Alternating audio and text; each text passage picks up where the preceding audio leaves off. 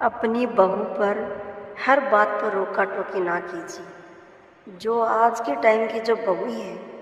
और सास ये 3 चीज़ें फॉलो कर लेगी, उसकी बहू जिंदगी भर अपनी सास की सेवा करेगी। उसके लिए शादी करके आती है, वो नया नया माहौल होता है और वो एडजस्ट नहीं हो पाती उस घर में, तो उसको ऐसा माहौल दें कि वो उस घर में सेट हो जाए। तो पहली बात, जब नई नई बहू घर में आती है तो आते ही उसको काम पे न लगाए, उसको एकदम खुला छोड़े, असहज महसूस न होने दें। हर टाइम उसके पीछे पीछे भी न रहे, उसको खुला छोड़ दें और वो ऐसे समझे कि ये अपना घर है,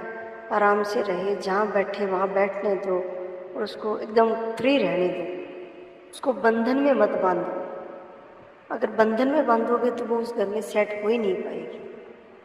जो खा रही है, जैसे रह रही है, आप भी उसके अनुसार ही थोड़ा ढल जाओ, थोड़ा वो अपने अनुसार ढलेगी तो वो अपने आप धीरे धीरे सेट होने लग जाएगी। दूसरी बात,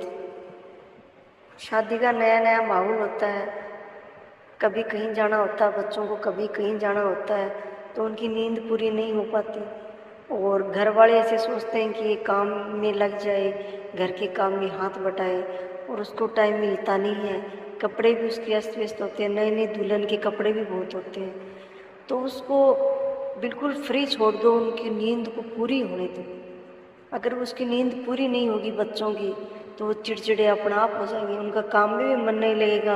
और उनका गुस्सा आएगा और वो ससुराल में टिकना फिर वो नहीं चाहेगी कि मैं पेर जाऊँ। तो उसको उस टाइम उन दोनों को खूब माहौल अच्छा दो, क्योंकि उनको नींद पूरी होनी बहुत ज़रूरी है और उनको उन दोनों को टाइम खूब देना चाहिए, दोनों पति पत्नी को, तभी वो बिल्कुल रिलीफ फील करेगी और उस घर में सेटल होने के लिए ज़रूर सोचेगी। तीसरी बात, जो बहू को देखने आती हैं और वो उस पर कॉमेंट करती हैं, कपड़े लत्ते जो भी वो सामान लाती है, कोई अच्छा भी आता है, कोई बुरा भी आ जाता है, अगर जिस घर की सास ढाल बन जाती है और अगर उसने सुन लिया दूसरी औरतों से और वो उनका जवाब सही दे दे, तो वो बहू जिंदगी में उस सास का ऐसा नहीं बोलती है और हमेशा उसके बुढ़ापे तक ढाल बनी रहेगी। वो टाइम है ना, जो नई नई बहू के 2-3 महीने, उस टाइम अगर सास साथ दे दे बहू का, तो वो बहू हमेशा अपनी सास की गुनहगार रहेगी, मददगार रहेगी और बिल्कुल